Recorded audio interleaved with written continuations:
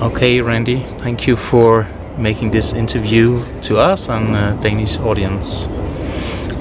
So firstly, who are you, and in brief, what's your history with personalism? Yeah, well, and thank you for asking me to do it. My name's Randall Auxier, or Randy is what my friends call me, and I'm an academic by training and got interested in personalism in 1993, so it's quite some time ago now, almost 30 years, because someone informed me, listening to me talk, that I was a personalist, but that I didn't know it. And that person, Tom Buford was his name. He was the founder of the conference that we're at, the International Conference on Persons. He gave me some things to read, and I began to read it and realized that he was right, that I was a personalist. And this is the case with many, many people who are personalists but don't know it. And the language of personalism can be very difficult to assimilate. It took me a while, took me 3 or 4 years to begin to get used to the idea that I would need to use this language in order to identify myself as a personalist. And part of the reason that is difficult is because the identification of personalism with particular religious views is it's a widely held perception, and then there are people who don't understand the word as person as being anything different from a human individual.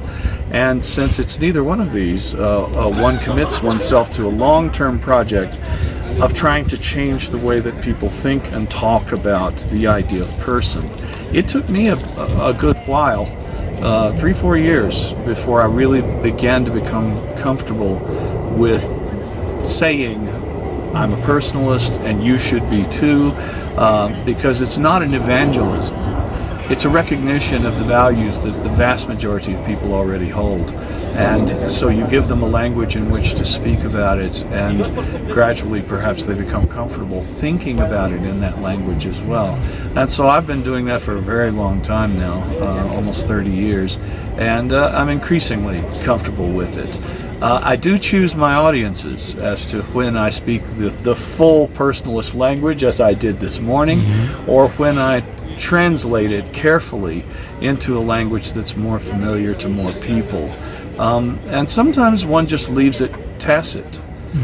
Being a personalist is probably more important than talking about personalism, and so in your way of treating other people and in your way of interacting, especially in politics, with those who don't agree with you, you can find that personalism as a toolbox of ideals for human interpersonal interaction is really useful in sort of dissolving the differences that separate people and enabling people to connect with one another and really communicate on a level that's not mediated by abstract ideas, but is mediated rather by mutual concern for one another.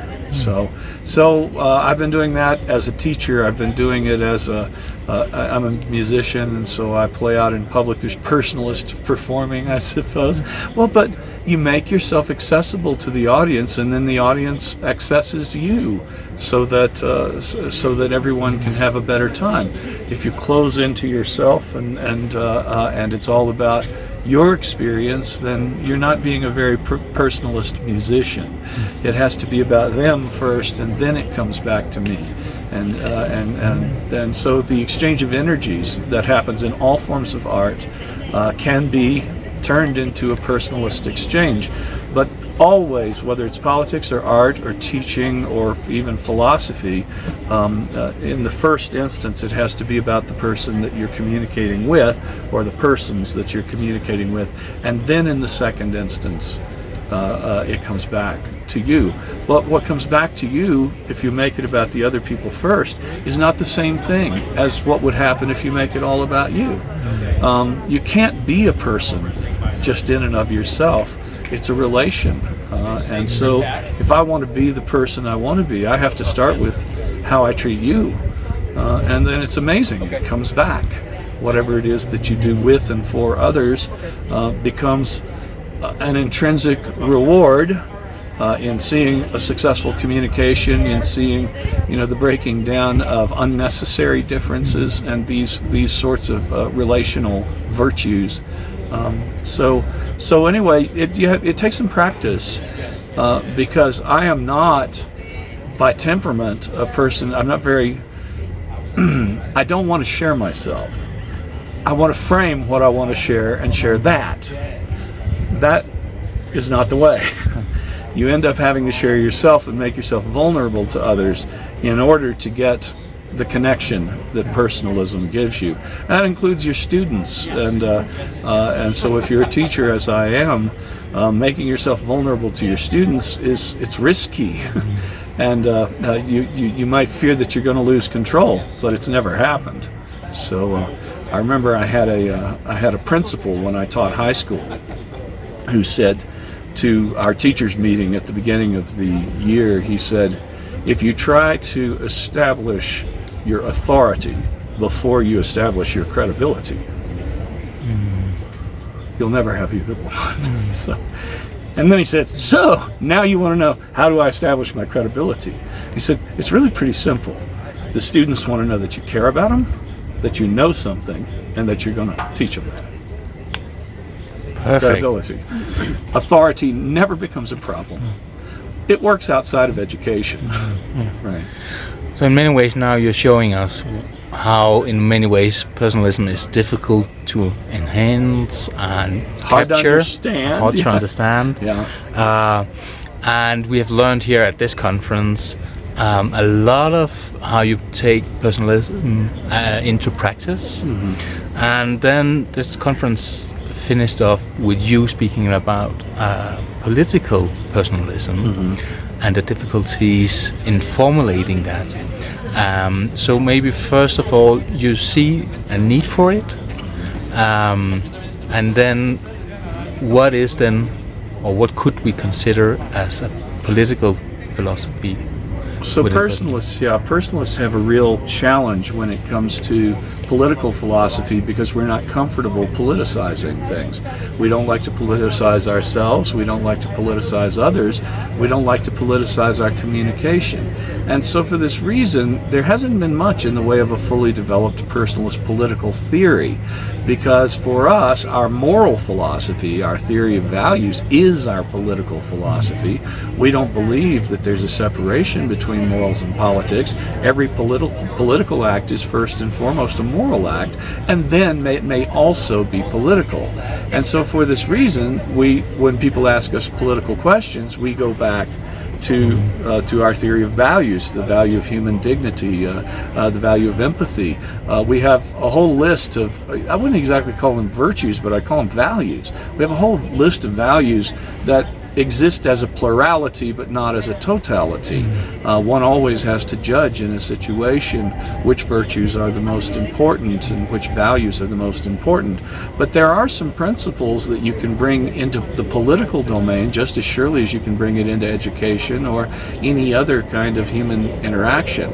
And so developing a vocabulary that enables us to bring those values into political discourse without changing the values, but also without leading people to believe that we're just a bunch of dreamers, or that we're just a bunch of religious people, or that there's somehow, that there's somehow not a truly political theory that flows from personalism. This is a real challenge, and we have not done very much to develop the proper language. Some of the great personalists of the past, like Martin Luther King or John Paul II, were able to use a religious discourse, and Gandhi, able to use a religious discourse in order to talk about the political, because everybody expected them to be religious. But what about a secular politician? I'm a Methodist, but I'm more or less a secular person, and I need a secular form of political discourse that, especially as somebody who's a citizen of the United States, where you never know the people you're talking to, you have no idea what they believe in a religious way, because we set that aside, and when we don't, if we politicize our religion, we reduce our religion. And so there are certainly people who do that, but personalists would not politicize their religious views. And so how do you find that language to talk about it. If one studies Malcolm X, who was a personalist, or Martin Luther King, who was a personalist, you do find some tools that would enable you to speak the personalist language without necessarily speaking a religious language, but it has to be very carefully chosen. And so the task at hand is to develop a way of talking about politics that's recognizable to people as politics, and that they take seriously as having political consequences, without just insisting that they move back to the more standard discourse of personalist values, because when they want to talk about politics, that's what they want to talk about. As a member of the Green Party, one of the things I've been able to do is the Green Party has these 10 key values, and so it's the Green Party all over the world. We have the same 10 key values, and so I direct people back to those values. Well, they're all personalist values. It's not a complete list of personalist values, but all 10 key values are personalist values as well as being Green Party values. And so I find myself very much at home when they say, "So, what do you think about feminism?" Say, that's one of the 10 key values of the Green Party. And now we can talk about something that isn't an ism. All right, let's talk about the treatment of women in civil society and in social philosophy. And that conversation becomes easy to have because you point to the platform and the 10 key values, and you say, so there's one. We can talk about that. Now, feminism means different things to different people, but let me tell you what that means to me. And that keeps us on track. I mean, it's still political, but you immediately turn the conversation to values. That just makes me think of when you say personalism. Does this stand in a way for us to make personalism more widely known? We need our vocabulary. Yes. We need our way of talking about this, and so I don't think we can move away from having our vocabulary. I don't want it to become an esoteric vocabulary that's only known to professing personalists or something like that, but we have to understand that people don't know this vocabulary, but they do know the values. And so if I mean, in the Green Party, empathy is not one of the 10 key values, but it probably should be. The Green Party members, most of them don't realize that they're personalists, but almost all of them are. And I'm not sure that I need to teach them that they're personalists. I just need to make sure that the values get interpreted in a personalist way, and so I don't ever have to bring up that I'm a philosophical personalist in order to say, let's talk about not the rights and not the duties of women. Let's talk about who women are. Let's talk about women as persons. And people respond to that, and so I don't have to use the technical vocabulary, but what would a world be like in which women were treated with dignity as full persons? And we know that isn't happening. It could happen, couldn't it? And so there you have a political discourse that has gone the direction because of the invocation of the personalist background of dignity and the theory of dignity, or of empathy, or of community.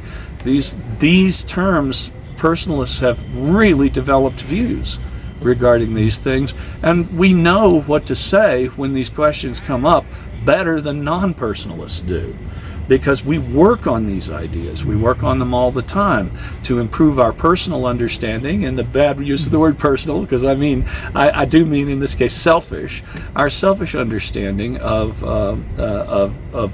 what these values mean. And by talking to one another and by working out our theories as well as our practices, what we learn is that we can always improve our understanding of how to put our personalist ideals into action. And so this is something I get better at it all the time, and it's a real challenge because it's almost the same challenge as trying to become a good person. And I mean good person in the technical sense of the word. Is that people say to themselves, I'm a good person. You say, well, what does that mean? How do you develop yourself as a good person? You can't stay still. You have to keep working towards it. And so, we personalists know what to say when confronted with a question like that. So when we talk about the political issues of personalism, do you see, or is there a special call for it when we look around the world? Apparently there is now. So the personalist approach to liberalism works all right, but it tends to be critical of liberalism when it sinks to consumerism or materialism, or the kinds of narrow and unsustainable values that people, when they're exercising their lower desires, that's the sort of road you end up going down. But you can be somebody from the classical liberal tradition and emphasize the higher values of liberalism and be a thoroughgoing personalist liberal. The same thing could be true of socialism.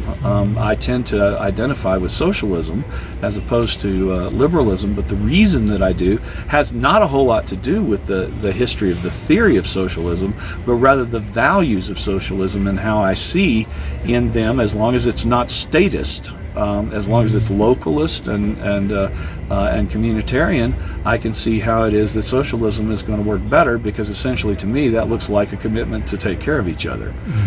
That what happens to one of us happens to all of us, and that just also strikes me as the same thing as classical conservatism. So Edmund Burke has the same thing. Change is slow, change is hard. We have to be careful not to tear down what we've succeeded in building in the course of making it better. These kinds of values, so you can be a conservative and a socialist at the same time, and I am. What is that? What do you call that position? I call it personalism. And so I think real change is slow. I think real change is hard. I do not think that I can do anything in my community without affecting everyone in my community, because what's in my heart that nobody even knows still affects my community. If I sit around angry all the time at a person who has done something that I think was wrong, and I don't find a way to bring that out for discussion, so I have a political enemy, right? Carrying that enemy around with me is counterproductive. It's not going to lead to anything good, and so I have to work it over and find a way to talk to that person. Not just because it's a creature of God or something like that, but because this is another person. And one of the things that marriage has taught me, when you get married, you marry another person. That's it. They're not going to be what you want them to be. There just isn't any such marriage. Well, there's not any such community either. And so if you carry around resentments for your spouse, or for some member of your community, and you don't find a way to bring them back in, you're in trouble. You're not going to have the marriage. You're not going to have the community. Politics is one level of our communal interaction that's indispensable to civilized life. We have to have it. Is it a necessary evil? I don't look at it that way. I look at it as a necessary opportunity to work on ourselves. And so I work on myself at the political level, among the other levels. Yeah, you mentioned this morning using yourself, going into politics, basically knowing that you're not going to win, but your approach. Well, I'm a member of the Green Party in the United States. Of course, I'm not going to win. So. But it was very inspiring to see. Why is it important still to run?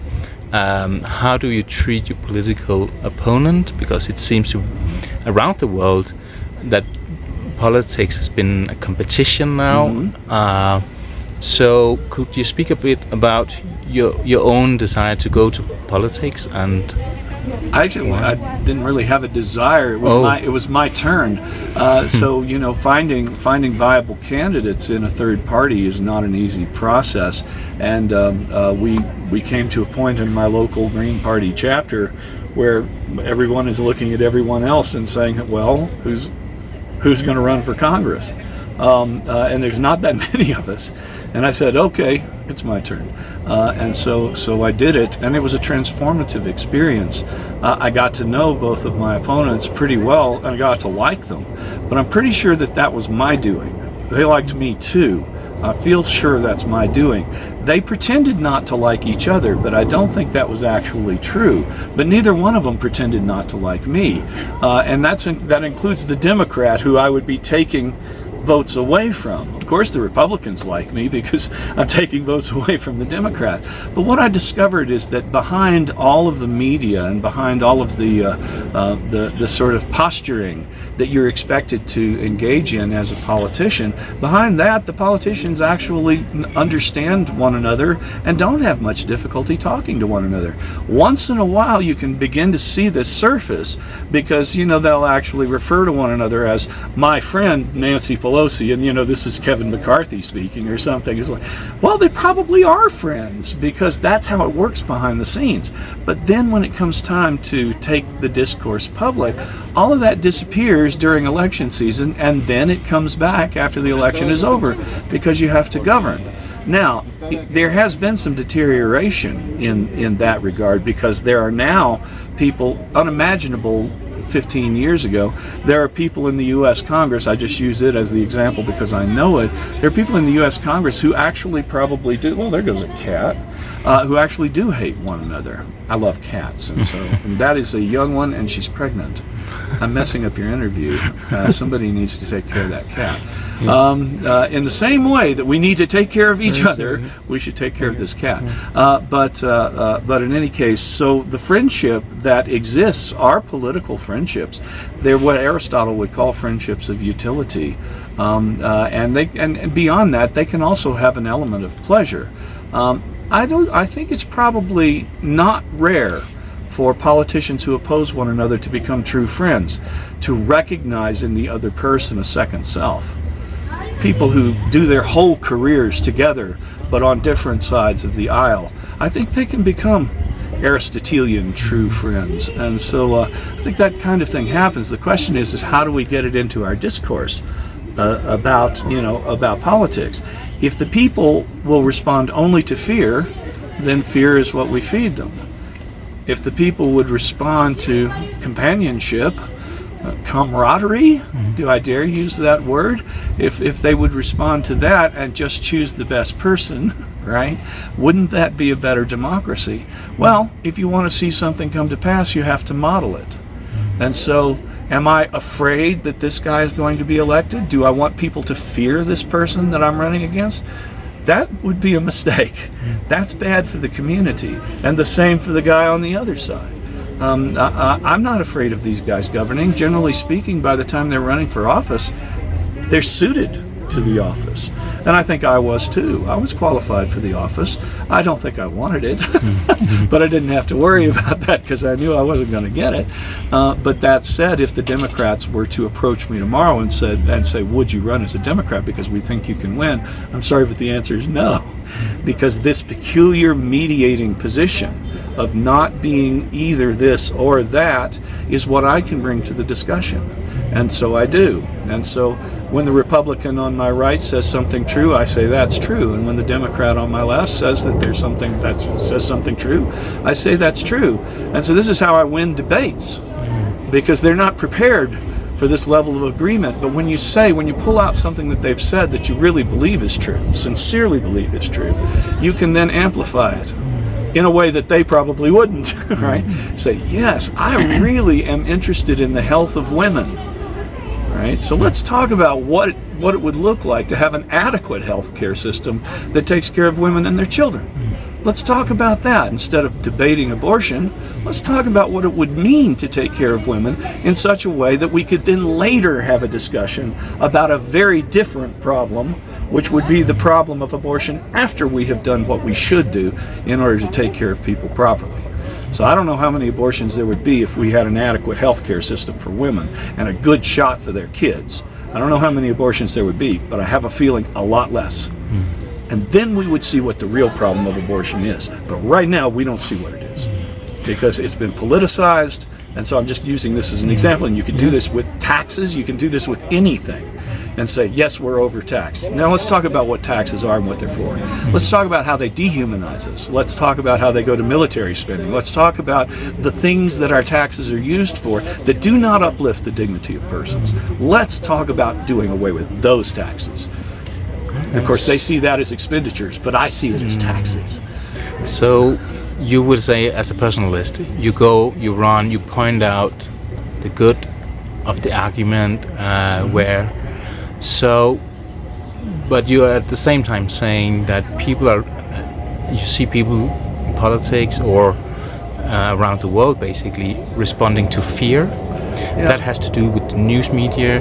What is and the our politicians feed into it? Yes, because so that you can win elections that way. if we as persons can run for public office, we can interfere, we can be active citizens. What do we do with the fear that is out there? What do we do with the media and the role of it and the money that in many ways control it? Well, the first thing is to not be afraid.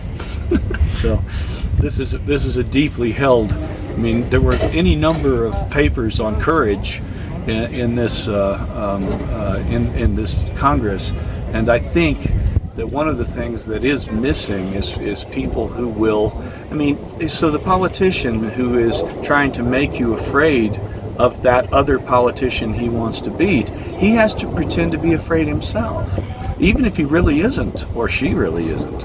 And so, I mean, the first thing you have to do is just not be afraid. And that's, I suppose that's not easy to do.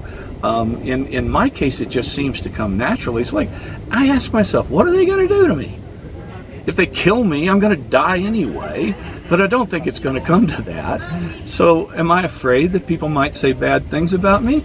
I'm only afraid of it if they're true, right? If they're saying bad things about me and they're not true, then there's nothing to fear. They destroy your reputation. No, they don't. They destroy their own reputations when they say false things. And so, yes, maybe we now live in an environment where you could lose your job because somebody tells an untruth about you or something like that. You'll get another job. Don't be afraid of losing your job. If I was afraid of losing my job, I wouldn't have done an awful lot of the things I've done. I haven't lost my job, and I'm very pleased about that. I'm glad I was tenured, especially when I was active with the union and we went on strike against the administration. I'm quite sure I was a negotiator. I'm quite sure that they would have fired me if they could, but those protections are in place. If they fire me, I sue them, and then I'm a millionaire. And so I mean, you know, there's nothing really here to be afraid of. So go on and do the right thing, and worry about, as long as you're pretty sure it's the right thing to do, you don't need to be afraid in doing it. You may suffer temporarily from that, but in the long haul, you'll at least have done the right thing, which is certainly better than the alternative. And I do think that our lack of courage among the politically active is astonishing to me. And so maybe you do have to struggle to not be afraid. I guess I understand that, but to me, it just seems like fear leads nowhere. It didn't lead me anywhere privately, and it doesn't lead to anything publicly. It just destroys things. And so if I don't want people to be afraid, then I have to not be afraid, and I have to model that. People have often said, aren't you afraid? It's like, well, maybe, but it's not going to change what I do. So you know, you try to model it. So I mean, I do tell my friends and neighbors all the time, don't be afraid of that politician. So, you know, whoever's on the rise that looks ominous to one side or the other, why would you dwell on that? Why not try to influence that person that you're afraid of in the direction that would tend to be less fearful? Most of these people who are running for office are not scary, not really. That's all the media. And so, not if you sat down at a table with them, you wouldn't find them frightening at all. You would discover that they can listen and they have good manners, and you know, it's like the monster that you imagine just isn't who that person is. But you have to see past the abstractions and recognize there's a person there. He loves his wife, or she loves her husband, and they have cats and dogs, and you know, they love their children. They're persons. They're just like me. They're just saying something I'm having a hard time understanding and where it's coming from. But by the time I get through talking with them, I'll understand better why they say what they say. And I'll probably see that there's more legitimacy to it than I realized. Perfect. Thank you for taking your time for this. Sure, no problem.